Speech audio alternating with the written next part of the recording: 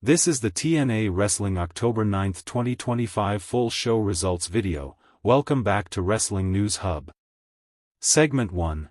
What a way to kick off TNA Impact on October 9, 2025, in Edmonton, Alberta. The crowd was electric as TNA World Champion Trick Williams strutted to the ring, oozing charisma. This guy's got it all, hyping his Bound for Glory main event by calling himself a wild mix of Michael Jackson's showmanship, Michael Jordan's clutch factor, and Mike Tyson's knockout power. He boldly claimed that after the pay-per-view, TNA would be shouting, "Trick," from the rooftops. But then Mike Santana stormed through the crowd, cutting through the noise with pure heart. He laid it all bare, his struggles with identifying his father's body, battling addiction, and fighting through pain to stand tall. Santana made it clear, giving up isn't in his DNA. Trick tried to clown him, mocking his past and saying he'd send Santana back to rehab. Santana wasn't having it, firing back that Trick's a one-trick pony who's about to get exposed. Their intense staredown had the arena on fire. This title match at Bound for Glory is gonna be a straight-up brawl. What did you think of this opening promo? Drop it in the comments. Segment 2. The drama kept rolling as Tessa Blanchard grabbed the mic to throw shade at Gia Miller, digging up old dirt about Miller's failure at George South's wrestling school. Tessa was in full heel mode, but Gia Miller stole the spotlight with a killer comeback. "You had to run to another country because you burned every bridge you ever crossed." Dang, that's a mic drop. The Edmonton crowd ate it up. Gia also teased that Karma's got Tessa's name at Bound for Glory. Could this be a hint at a big twist? This exchange was short but spicy, setting up some serious intrigue. What's your take on this feud?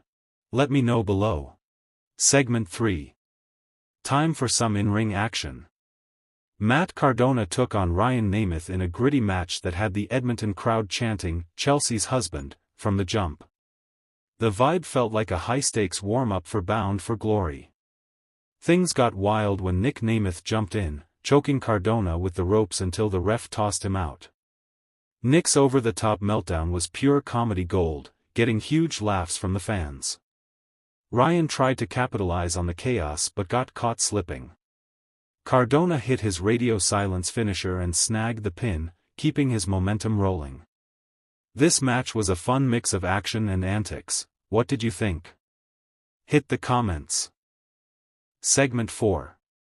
Backstage, the Rascals were straight up fuming about missing out on Bound for Glory. WZ dropped a bombshell, hinting their contracts are nearing their end, which added some real tension. Reed pushed WZ to beg Santino Marella for a spot on the card, and while WZ wasn't thrilled, he agreed to make the pitch. This segment was short but juicy. Could the Rascals sneak into the pay-per-view, or is this a sign they're on their way out? What's your gut telling you? Drop it in the comments. Segment 5, JDC vs Mustafa Ali match. Hold up, this match was a banger. JDC squared off against Mustafa Ali in a chaotic clash that had the crowd buzzing. It kicked off with a tense standoff between their crews, setting the stage for mayhem. JDC came out swinging with a back body drop and a spinning power slam, but Ali's squad stirred up trouble outside, letting Ali take control with a slick dive.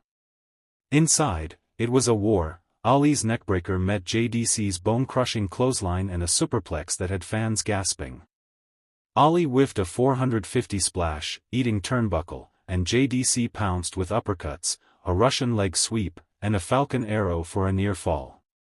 The action spilled outside again, where Agent Zero's interference, slamming JDC into the apron, gave Ali the opening to nail the 450 splash for the win.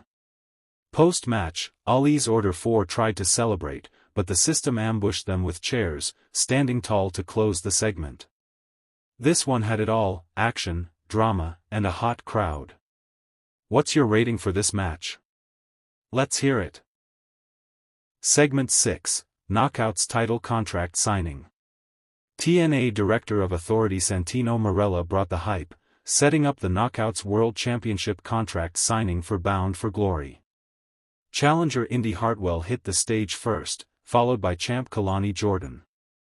As Santino got things rolling, the personal concierge interrupted, announcing his teams invoking their TNA Tag Team title rematch clause for the same event. Santino signed off on it, then turned back to the knockouts.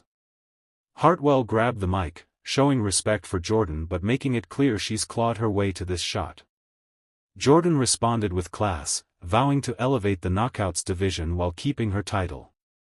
Despite their shared history and mutual respect, both agreed, friendships on hold at Bound for Glory. Hartwell signed the contract first, wishing Jordan luck, and Kelani sealed the deal. This segment was all about respect and stakes. What do you think of this matchup? Hit the comments.